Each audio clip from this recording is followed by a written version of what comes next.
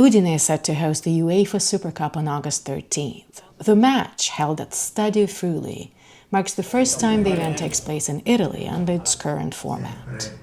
In the lead-up, the region will offer cultural events and special promotions, turning Friuli Venezia Giulia into a vibrant stage for international football.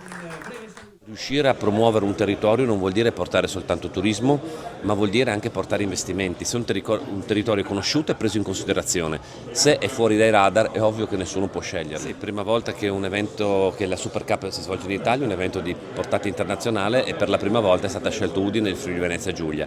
Significa che anche nelle tutte organizzazioni passate che abbiamo fatto per i grandi eventi sportivi, in particolar modo sul calcio e nel calcio, c'è stata una grande risposta organizzativa.